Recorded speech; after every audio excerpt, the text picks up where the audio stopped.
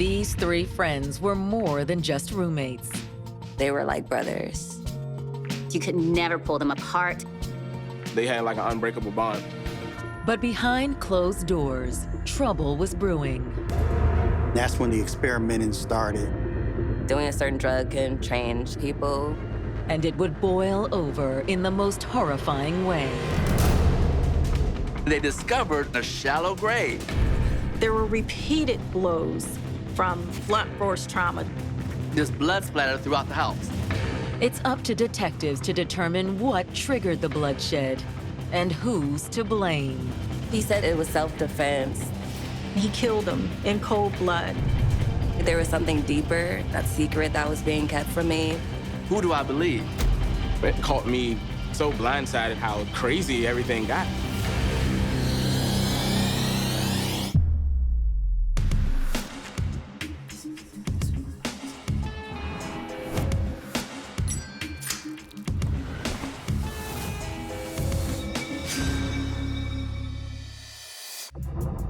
June 8th, 2014. It's Sunday afternoon in Shaw, a bustling neighborhood in the heart of Washington, D.C. It's this neighborhood that's like a lot of neighborhoods in Washington, going through gentrification. It was definitely the hot spot to be. There's like a bunch of clubs and like hookah lounges. It really is like the mixing bowl. Like so many different immigrants, so many different ethnicities, like people come here and they really start lives. The neighborhood's also full of young people. And Bernadette White has come looking for one of them, her 23-year-old grandson, Delano Wingfield. She was very close to her grandson. But she hadn't heard from Delano in more than a week, which was unusual. When she didn't hear from Delano, she went over his house just to see how her grandson was doing. When she knocks on the door, it isn't her grandson who answers. It's one of his roommates, 21-year-old Jeffrey Neal. Hey, Sway, how you doing? Hey, Jeffrey. Delano lived with Jeffrey and their friend Leon Young. Have you seen Delano? I've been trying to get a hold of him. She was starting to get a little concerned. But what Jeffrey says next does little to ease her fears. Jeffrey told her that he actually was worried. He hadn't heard from Delano and neither had Leon. How long? Maybe since last weekend. Last weekend? Delano Wingfield, Jeffrey Neal, and Leon Young had known each other since their freshman year at DC's McKinley Technical High School. McKinley Tech attracted some of the most intellectual and talented kids. And these three young men, they were bright. It was a school that really did attract some of the best. All three shined academically, but struggled socially. They may not necessarily fit in with the jocks, with the popular kids. They didn't fit in with the choir kids. They didn't fit in with the sports kids. They were into skateboarding. You know, not too many black men in Washington, D.C. You see skateboarding through the streets of Washington, but that was them. They were super into anime. They were super into swords, video games. That was their niche, the nerdy fantasy kids. They kind of lived to a beat of their own drum. The three friends dubbed themselves the Wolf Pack. Jeffrey was the alpha wolf. He was very caring. He seemed to want to make sure everyone was enjoying themselves. Leon was the fun one. He was very uplifting, like a joy to be around. He was the one that could make everyone laugh. And Delano was the quiet one. He's a very reclusive guy, just like drawn aback and just paying attention to everything. He was very peaceful, very chill. He was a really sweet person. Over time, the Wolf Pack became more than friends. They became a family. Life in high school will make you very close, and I still have a lot of good, close high school friends. I mean, you go through these things with these people when you're so young, and your psyche is still so fragile that these are your security blankets. They became close. They became brothers. They wanted the best for each other. The families cared about each other. Jeffrey's mom would take the Wolfpack on ski trips, beach trips. And they would share the holidays together. They were inseparable. They even figured out a way to remain together after high school, with a generous assist from Jeffrey's grandmother. When Jeffrey graduated, I don't know why, but his grandmother gave the house to him. That house had been in their family for years. We had this whole house to himself, and he let his friends stay there. It was like extra rooms, and they could help pay for rent. It was a beautiful dynamic for a young male. Honestly, you can get out, be on your own, and be free, and still have the security blanket of, my grandma owns this, so I don't really have to deal with all of the ramifications that come with dealing with the actual landlord and things of that nature. So it was a pretty ideal situation. It was close to restaurants and shops and food markets and everything outdoors that you wanted to do. It was definitely the hot spot to be. Once Leon and Delano moved in, the modest townhouse became a full-fledged bachelor pad. It was pretty like frat type house. From being honest, like, I mean, it was a house of single guys. People are in and out, going to work, coming back. Maybe you're tired, you don't clean up the room or the living room or the kitchen. Like, it happens. To pay the bills, Jeffrey and his friends found work waiting tables or washing dishes in area restaurants. None of them seemed interested in like college or anything. The Wolfpack had other priorities. Party never stopped. When you're in that dynamic, 3 guys in their late teens, early 20s, any night could be a party if the right girl or guy calls. It's like, well, can I bring a friend? Or can I bring a friend? And it's 17 people in your house from one phone call. It was an escape house for all of us. We were still young. We couldn't really go out to like bars and stuff. So whenever I wanted to do something like fun, I would be like, oh, let's go over to Jeffrey's house. They had girls around all the time. There's a lot of dancing and gaming. They sit up and play video games all night. They sit up and watch Japanese animation all night. Always a lot of marijuana and alcohol. Just people coming and going all times of the night. Jeffrey let me, because we were all artists, draw on the walls of his room. So his room just had all this like graffiti on it. It was cool. It was just like no rules. You could do anything. It was this Peter Pan world where they never really had to grow up. But now one of Neverland's lost boys is truly lost. They had a relationship where they talked all the time.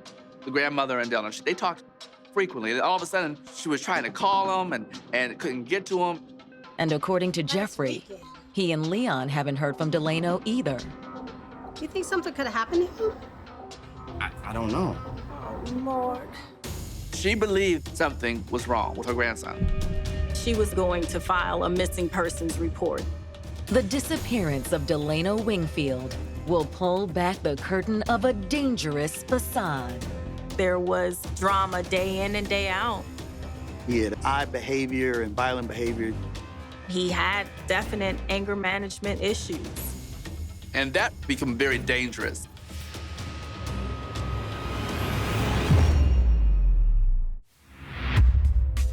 Since leaving high school, Delano Wingfield, Jeffrey Neal, and Leon Young had been living it up at a Washington, D.C. townhouse. They turned that house into a party house. If you wanted a good time, you would come over. We all kind of enjoyed like this freedom we didn't have before. It was pretty wild. But at the beginning of June 2014, one of the 3 friends, 23-year-old Delano Wingfield, mysteriously disappeared. Delano's grandmother hadn't heard from him in a long time, and it's just not normal for him. When she dropped by the house to check on him, his roommate Jeffrey said he hadn't seen Delano in days. And by June 12th, after another 72 hours with no further word from her grandson or Jeffrey Neal, Delano's grandmother files an official report with police. There was a missing person report put out by Delano's grandmother. She wants someone to help find her grandson. Once the report is filed, officers perform a welfare check at the 3 friends' townhouse. No one was home. No one answered the door. Police took a cursory look around. Nothing seemed amiss. So all they could do was just leave a card in the door. Detectives also reach out to the families of both Jeffrey Neal and Leon Young. No one they spoke to had any idea where Delano might have been. However, Jeffrey's mother does give detectives some disturbing information, not about Delano, but about the third roommate, Leon Young. Jeffrey's mom confessed to police that her son had been having a few issues with Leon. What sort of issues? Well, it's just Leon's got problems. Jeffrey's mom went on to explain that Leon had had some mental issues in the past. He also had a history of drug use. Do you think he's dangerous? Based on what Jeffrey's told me, yes.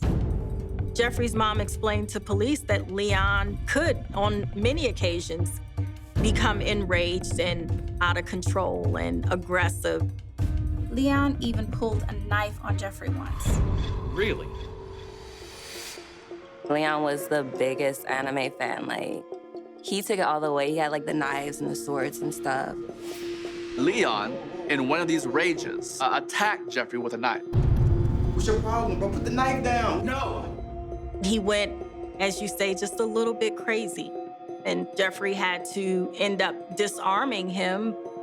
I kept telling him to stay away from that boy, to kick him out, but Jeffrey would not listen. Jeffrey had always downplayed every incident. To Jeffrey, it was okay. He didn't find anything to be worried about. Jeffrey did not heed to the advice of his mother to put Leon out because Leon was acting so strange.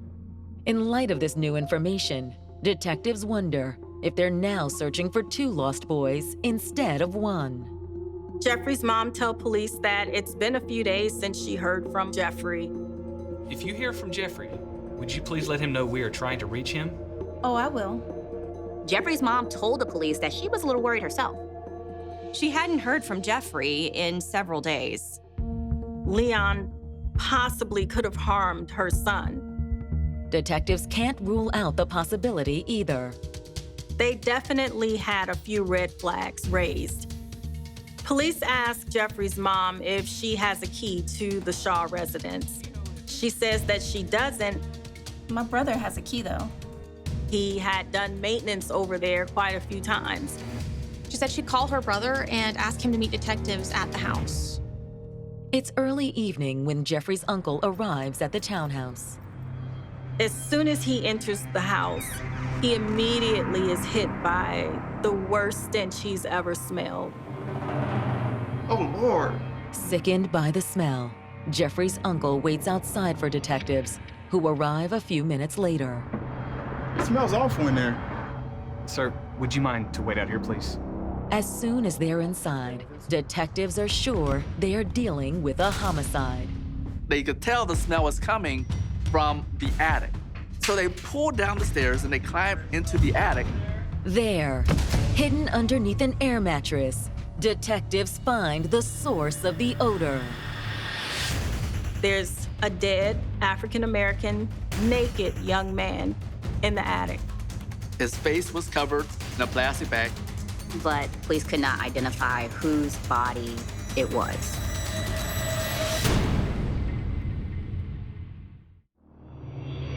Detectives investigating the disappearance of 23-year-old Delano Wingfield have just found a dead body in the attic of the Washington, D.C. townhouse he shared with roommates Leon Young and Jeffrey Neal.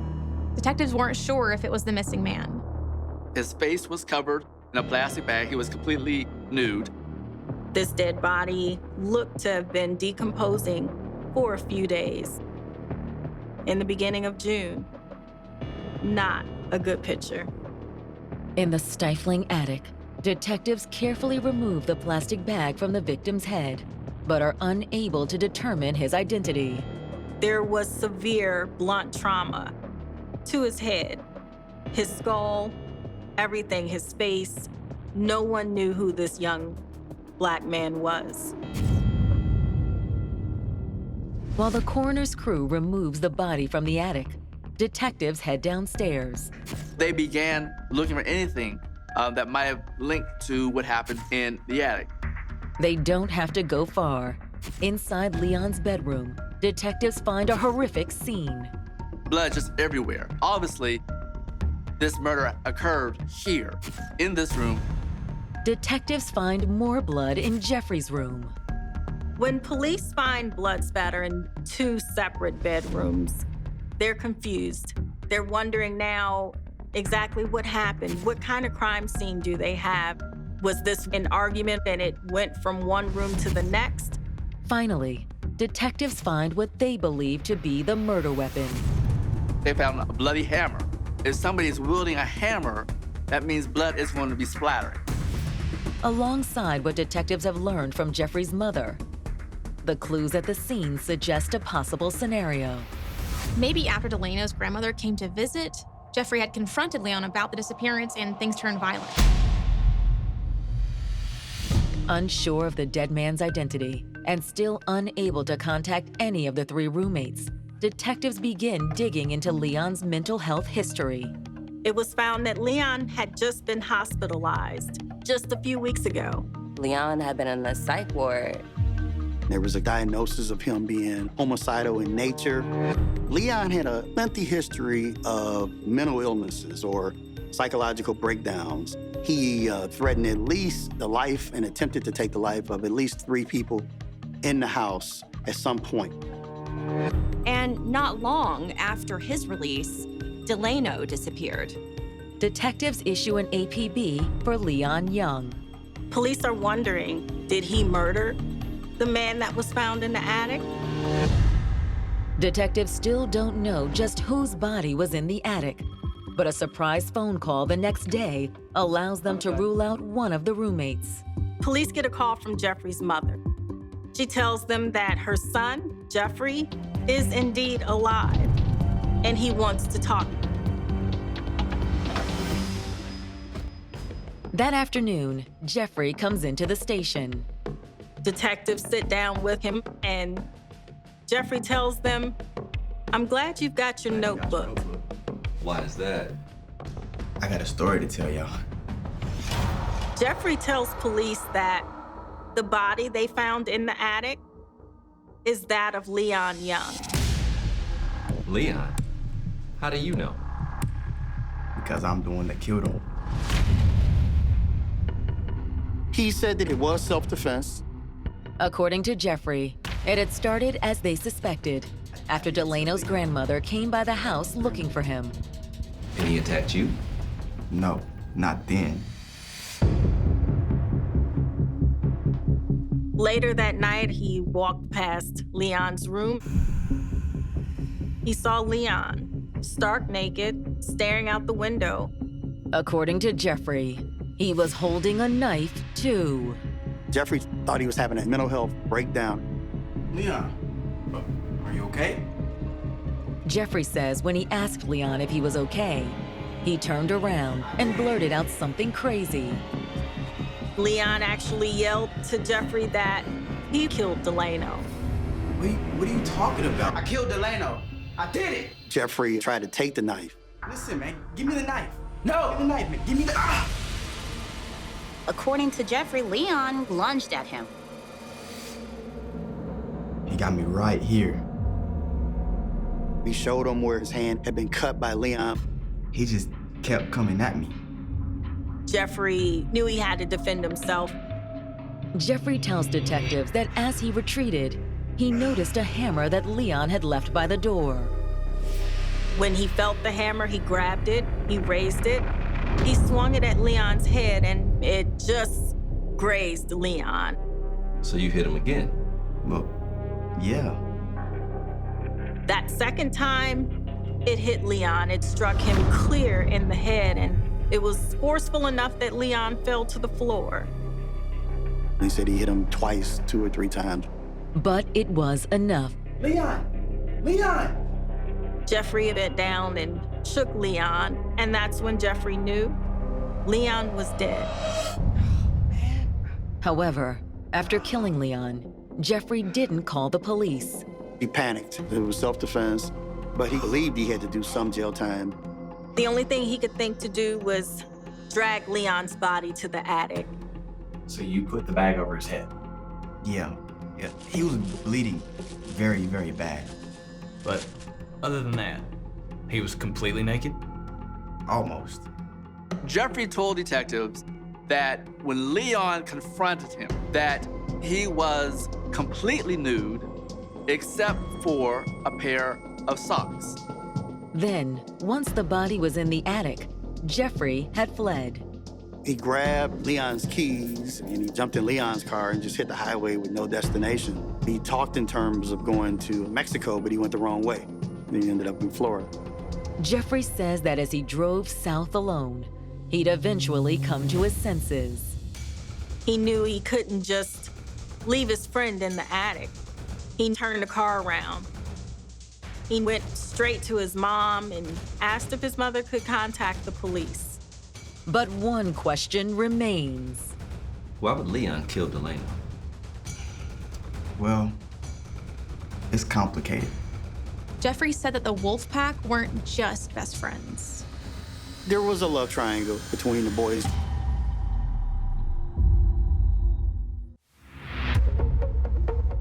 "21-year-old Jeffrey Neal has just confessed to killing his roommate, Leon Young, whose body police found in the attic of his Washington, D.C. townhouse. Jeffrey told the police that he killed Leon in self-defense. Detectives have also been trying to locate the third person that lived in the house, 23-year-old Delano Wingfield. But Jeffrey's confession sheds light on his disappearance, too. Jeffrey tells police that he killed Leon. After Leon admitted to killing Delano, I killed Delano. According to Jeffrey, the reason Leon supposedly killed Delano is even more jaw-dropping. According to Jeffrey, there was a love triangle involving all three of the roommates. Jealousy between these three lovers led to very hostile feelings. Jeffrey tells detectives that the three friends, who'd called themselves the Wolf Pack, hadn't always been lovers. The Wolf Pack in high school were all platonic. There were never any sexual contact. But Jeffrey says that after a year of living together under the same roof, his friendship with Leon had evolved. Well, me and Leon, we was just messing around. Jeffrey was experimenting with his sexuality, it seems. Jeffrey tells police that they never set out to be in a relationship together, that it just grew over time. I think that Leon probably saw it as a more serious relationship, whereas Jeffrey saw it as a casual thing. Despite his reservations, Jeffrey says he did little to hide his relationship with Leon. They would hold hands and walk together at times. And Delano, what did he think about you and Leon? He was cool with it. However, Jeffrey does say that being in a relationship with Leon was a constant struggle. Jeffrey painted this picture of a man who was struggling with his own mental illness and drug use. He was angry and he could become aggressive. One time, Jeffrey had to talk him down over the phone while he was driving and threatening to crash the car, telling him it's gonna be all right, Leon, just calm down. Throughout Leon's downward spiral, Jeffrey says he'd stuck by his friend. He believed in him and he just wanted Leon to be on his meds. Jeffrey told detectives that Leon wouldn't always take his medication, so he kept getting worse. It built over time. It was definitely subtle changes. He was not the person that just wanted to see people happy. To me, he wasn't himself anymore. Jeffrey says that even he couldn't deny it after the incident with the knife. Leon did pull a knife on Jeffrey, and Jeffrey did, in fact, disarm him. It just became very, very scary. After that incident, the relationship between Jeffrey and Leon got strained. Jeffrey began to distance himself from Leon, and in doing so, that left the door open for him to lean more on Delano. Eventually, they'd done more than talk. Delano experimented with him, and they had sex. Once again, Jeffrey said it was more of a friends with benefits situation. He probably wasn't very serious about any relationship that went on in that house. But according to Jeffrey, Leon saw things differently.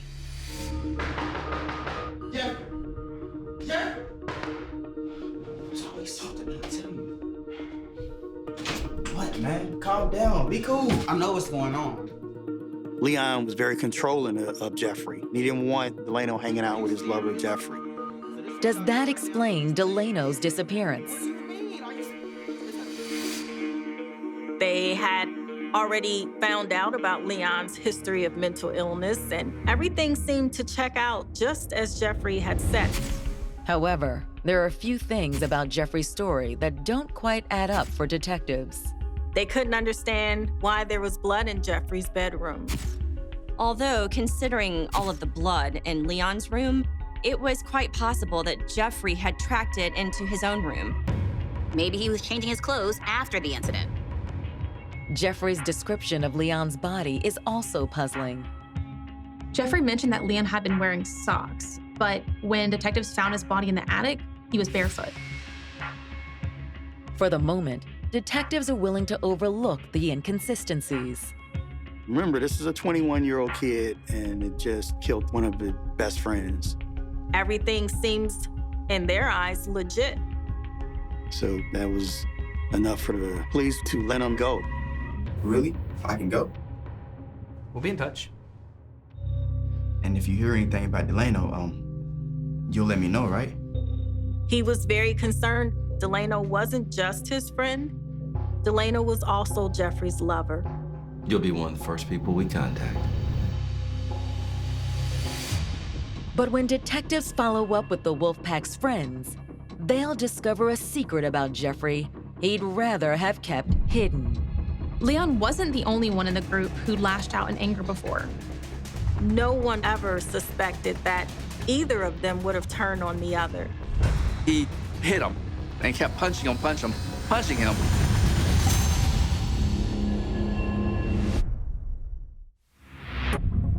24 hours after police discovered Leon Young's bludgeoned body, his roommate and lover, Jeffrey Neal, has just confessed to killing Leon in self-defense. Jeffrey told authorities that Leon came at him with a knife. However, what happened to Jeffrey's other roommate and lover, 23-year-old Delano Wingfield, is less certain. Jeffrey told detectives that Leon confessed to killing Delano shortly before his death. Leon was jealous of this relationship that Jeffrey was also having with Delano.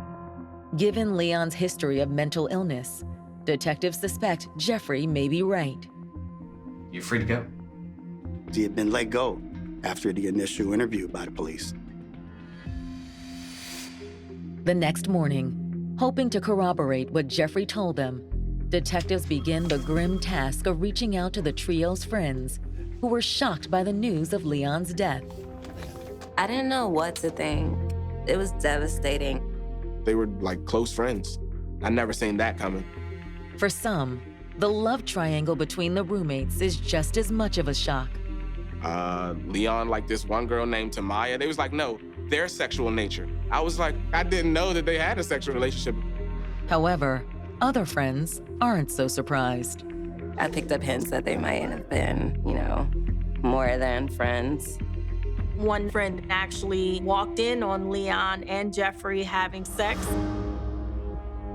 All of the trio's friends do share stories of Leon's odd behavior.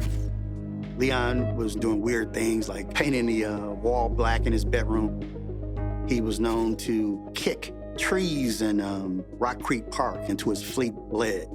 Leon would only calm down when Jeffrey was able to calm him down. I witnessed the knife marks in the walls. My mom, when I told her, she didn't even want me to go over there. He was high-strung, easily irritated, easily agitated.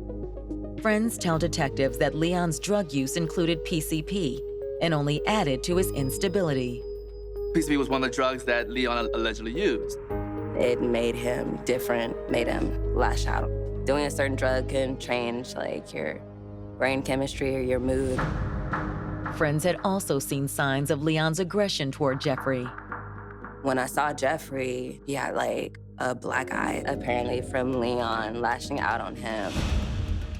Another friend confirms Jeffrey's account of the previous incident, where Leon had come at Jeffrey with a knife. He did see this one time when Leon pulled a knife on Jeffrey and tried to attack him. Give me the knife. Jeffrey was able to get the knife off of Leon. However, the friend adds a new detail that Jeffrey had left out. Leon was subdued, and Jeffrey at that point just went off on him and he started wailing on him. He hit him and kept punching him. According to some friends, the love triangle wasn't the only source of tension in the wolf pack. When you live with someone, even though you love them, things start to bother you. Like, Jeffrey, since he ran the house, felt like he wasn't being respected. You know, people were trashing the house. It wasn't the most immaculate kept house, if you will, and that was also a source of frustration. At the same time, Delano and Leon were often just as frustrated with Jeffrey. So they were paying Jeffrey rent, but Jeffrey wasn't using the money to pay the bills. There was often times when, unfortunately, the utilities were cut off, and that was a source of frustration. It was a source of embarrassment for Leon, because sometimes he would bring friends home and there's no running water, and that was a source of frustration. And the romantic tension between the three friends only turned up the heat. If your living environment already isn't conducive, and then you're going through that as well, those were the things that were toxic. You could tell that, you know, this could get very bad. This could turn dark. Tensions in the house had just gotten to a boiling point. In fact, friends tell detectives that by the end of May, the wolf pack was on the verge of splitting up for good. Last that I heard from Leon, he wanted to get his own place and just be independent. Leon essentially felt like he could do better off by himself. Friends say that Delano was also looking for an exit. I'm not sure which direction he planned on going, but I know that it was a better one than Dan and Jeff's house. Delano did not want to continue that lifestyle, just wanted to move on with his life. After years of being the leader of the pack, Jeffrey was about to be the lone wolf. Which left detectives wondering, could their potential plans to exit the wolf pack have played some role in Leon's death and in Delano's disappearance? Even more questions arise when detectives get the results of Leon's autopsy. The medical examiner confirmed that the body was indeed Leon's. However, little else in the report backs up Jeffrey's story. Jeffrey had told the police that he had struck Leon Young 2 to 3 times. The medical examiner report showed that Leon had been struck in the head with a hammer as many as 25 to 30 times. Detectives already had reports from friends about an incident where Leon had attacked Jeffrey with a knife, and Jeffrey managed to wrestle the knife away from Leon, but he still continued to punch him repeatedly. Was it possible things had gotten similarly out of hand? Not according to the autopsy. According to the medical examiner, Jeffrey likely killed Leon while he was sleeping.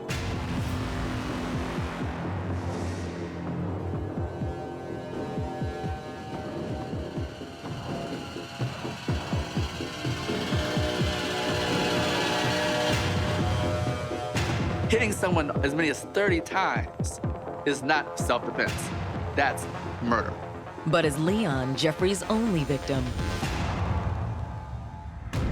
On the morning of June 16th, detectives returned to the townhouse in Shaw. While they are searching the house, in the backyard, they discover a shallow grave. They find who they believe to be Delano Wingfield. There's blunt force trauma to the head, very similar to Leon's body.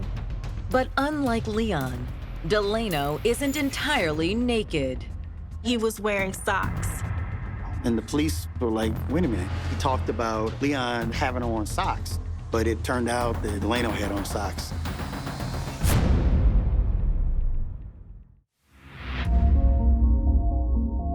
On June 16th, 2014, 4 days after police found Leon Young dead inside the Washington, D.C. townhouse he shared with Delano Wingfield and Jeffrey Neal, detectives have just made another gruesome discovery. They find in a shallow grave in the backyard another young man's body. Dental records confirm that the body is Delano, and the autopsy suggests he's been dead for some time. Delano was killed 2 weeks before Leon. Detectives believe Delano's cause of death may also suggest his killer's identity. He died pretty much in the same fashion as Leon, with blunt force trauma to the head. He, too, had been hit repeatedly, between 20 to 30 times.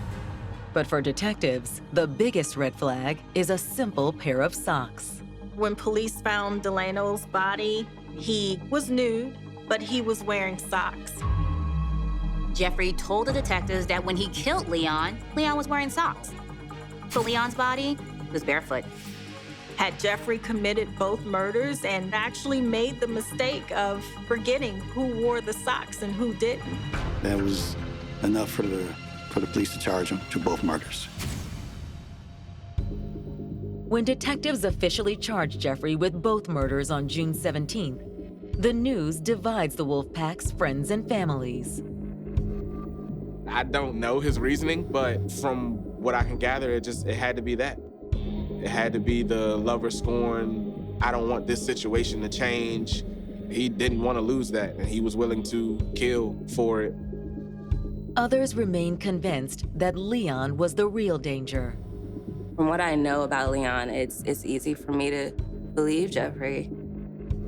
Jeffrey's mother totally believes that her son was acting in self-defense. Totally believes that Leon was the killer in that house. And she believed that her son would not have acted in any violent manner unless he was trying to defend himself. Jeffrey also maintains that he had nothing to do with Delano's death and rejects the prosecution's offer of a plea deal. The government was prepared to make a plea offer that would have only accounted for Leon's death by manslaughter, and all Jeffrey had to do is admit that he killed Delano. And he was adamant that he'd rather spend his life in jail than falsely admit to killing his friend. When Jeffrey goes on trial in July of 2017, family and friends remain divided. Watching the families sit apart from each other in the courtroom, not speaking to each other, watching friends of the three of them caught in between, that was very sad to see. The prosecution downplays the fact that the three friends were also lovers. Prosecutors decided to gloss over the whole love triangle. Instead, the prosecution focuses on Jeffrey's role as leader of the Wolfpack. It was Jeffrey's house, and so Jeffrey wanted to keep that control over his roommates. And what he was seeing was that his roommates were beginning to take control of their own lives. He was losing control of these men who he had built a home with. You know, Leon had aspirations beyond this life of video games and Japanese animation. Delano was maturing. He was becoming more into his manhood, and he wanted to spread his own wings and fly on his own. And they figured it was better if they all just went their separate ways. But according to the prosecution, Jeffrey saw his friend's growth as an act of betrayal. That sent Jeffrey over the edge. He couldn't allow that to happen. Jeffrey didn't want anybody to outgrow him or to leave a position where they were dependent on Jeffrey. Leon and Delano was basically pulling away from this friendship. That's what prosecutors are saying drove Jeffrey into this violent rage. Based on his autopsy, prosecutors believe Delano was Jeffrey's first victim. Jeffrey killed Delano sometime near the end of May, although the exact circumstances weren't entirely clear. It had to be a rage. It had to be like it's a blackout fit of rage. After the murder, Jeffrey buried Delano's body in the backyard before cleaning up the crime scene. Based on the DNA testing of the blood found inside the house, the prosecutors believed that Delano died in Jeffrey's room. Jeffrey may have missed some blood, but prosecutors believe several days passed before Leon became suspicious. When Leon started asking questions about Delano, he knew he had to do something. He had to keep Leon from talking. Jeffrey waited until Leon was asleep. He came in his room and he killed him in cold blood. Then he'd stashed Leon's body in the attic and gone on the run. The prosecutors theorized that once Jeffrey's money ran out, he ran back home and decided to bluff his way through this, claiming self-defense. The things in the police interview, when he downplayed the number of times that he hit Leon, what seemed to come back to haunt him at trial. Jeffrey saying, I hit him, Leon Young 2 to 3 times, and you got your medical examiner saying he hit him with a hammer, up to 26 times. On top of Jeffrey's lies, the prosecution says the detail of Delano's socks suggests that Jeffrey also couldn't keep his murder straight. Prosecution basically said that Jeffrey mixed up the two. When it's the defense's turn, they try to explain away Jeffrey's confusion about the socks. The house had hardwood floors, and Leon was known to walk around the house with socks on and even sometimes be nude with socks on. Instead of Jeffrey, they claim that Leon is the true villain of this story.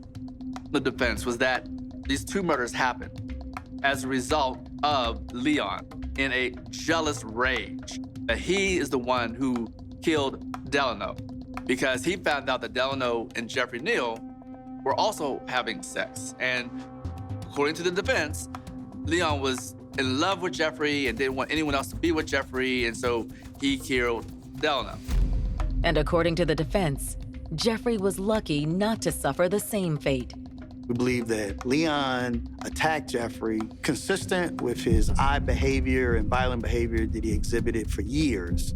The defense said if he had not fought back, he would have been killed by Leon just as Leon killed Delano. Jeffrey's mother also takes the stand to testify in her son's defense. Jeffrey's mother testified on the stand that she loved her son, that she was proud of her son, that his sexual orientation did not matter to her, that he was her son. And she also knew that Leon had attacked her son in the past, so she believes that. We talked about Leon's erratic behavior and mental health episodes. The defense also presents disturbing excerpts from Leon's diary. He had a diary which surfaced at trial where he talked in terms of killing anybody involved with Jeffrey, that Jeffrey was his. But will that be enough to sway the jury? They found Jeffrey Neal guilty of murder of both Leon and Delano. And he was eventually sentenced to more than 60 years in prison. Today, the Wolfpack's friends remain divided on whether Jeffrey got what he deserved. Honestly, justice doesn't tend to work a lot of times. So for justice to actually prevail this time, I do appreciate that. I feel like they didn't really give his defense a chance. I feel like they just wanted to lock someone up for what happened to Delano, and they couldn't do it with Leon, so they did it to Jeffrey. And it's like devastated because he feels like he was wrongfully accused of killing someone that he didn't kill. I wish he had taken a stand and told his story. For almost 2 years preparing for trial, his story never changed. I believe it was truthful, and I think he should have told that story to the jury. But no matter which side they believe, one thing is true. 3 bright futures, once linked in friendship, are now forever fused in tragedy. The overall tragedy would be losing some very young people who never really made it out of a bad situation. They could have done so much more with their lives, but, they had hard lives. They were broken kids. They needed a lot of healing. They needed to be heard from someone who could help them, and they never got that. They thought they had someone that would be there for them like another brother would. I don't think any of those 3 young men, when they first said hello to each other, set about to be in this position today. It's really sad to know that friends can go this askew